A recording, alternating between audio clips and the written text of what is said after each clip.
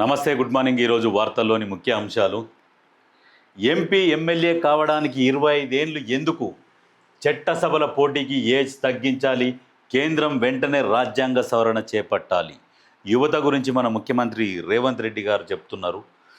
యువశక్తే దేశ భవిష్యత్తుకు పునాది. జై జవాన్, జై కిసాన్, జై యువ నినాదంతో ముందుకు.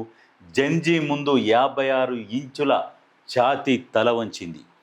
56 ఇంచుల ఛాతీ చెప్పనించుక సీనా అని చెప్పేసి మన మోడీ గారు చెప్తుండే. ఆయన 56 ఇంచుల ఛాతీ అనుకుంటా మాట్లాడుతుండే.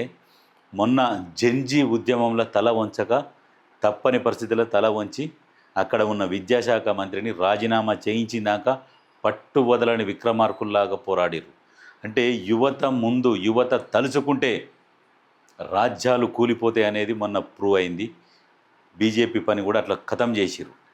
జంజీ ముందు 56 ఇంచుల ఛాతీ తల వంచింది. మోదీ తానే శక్తిమంతుడనని భ్రమపడ్డాడు. చివరకు దేశ యువత ముందు మోకరిల్లాల్సి వచ్చింది.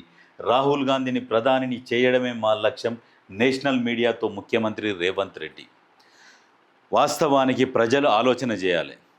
రాహుల్ గాంధీ మామూలుగా సింప్లిసిటీగా పోతుంటాడు, వస్తుంటాడు. ఆయన హంగు హార్బాటాలు, నేను ఒక ప్రతిపక్ష నాయకుడిని, మేము ఇన్నేళ్ళు దేశాన్ని పరిపాలించినామనే ఈగో లేదు. చూడండి, ఒక 10 సంవత్సరాలు పరిపాలించిన కేసీఆర్ కొడుకుకి ఎంత ఈగో ఉన్నది.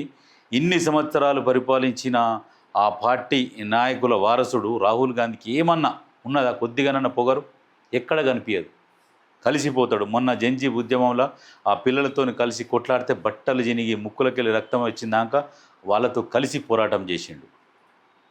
అయితే ఈ విష ప్రచారం చేసిరు రాహుల్ గాంధీ మీద ఎవరు? ఈ బీజేపీ సోషల్ మీడియా బీజేపీ వాళ్ళు కలిసి. ఆయనకేమీ తెలియదు, ఇది అదని. మొన్న ఒకరోజు పార్లమెంటు ముందల ప్రెస్ మీట్ పెట్టి వాళ్ళు బీజేపీ వాళ్ళు మాట్లాడుతుంటే ఇట్లా రాహుల్ గాంధీ అక్కడికి రాగానే పారిపోతూనే ఉన్నారు. వాళ్ళని పట్టుకున్నా కానీ పారిపోతున్నారు. అంటే రాహుల్ గాంధీ దగ్గర సబ్జెక్ట్ ఏమున్నది, ఎంత ఉన్నది అనేది అసలైన వాళ్ళకి తెలుసు. మైదానంలో నిలబడ్డోళ్ళకి తెలుస్తుంది, కానీ బయట ఉన్న వాళ్ళకి ఏం తెలుస్తుంది? ఈ విష ప్రచారం చేస్తుంటారు. కానీ రాహుల్ గాంధీతో కలిసి డిబేట్లో పాల్గొనే దమ్ము బీజేపీ నాయకులకు ఉన్నదా? లేదు.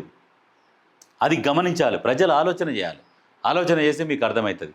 అయితే ఇంకొక విషయం ఏంటంటే 25 ఏళ్ళు ఎందుకు?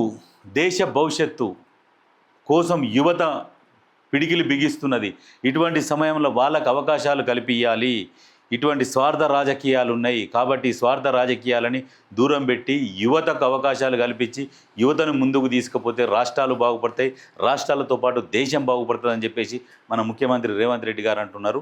అందరూ నిజంగా వాస్తవానికి ప్రతి ఒక్కరు యువత ముఖ్యమంత్రి గారి మాటలతోని ఏకీభవించి సహకరించి ముందుకు పోతే భవిష్యత్తులో యువత ఎట్లా ఉంటారు, యువత పరిపాలిస్తే ఎట్లా ఉంటుంది అనేది చూపించాలి.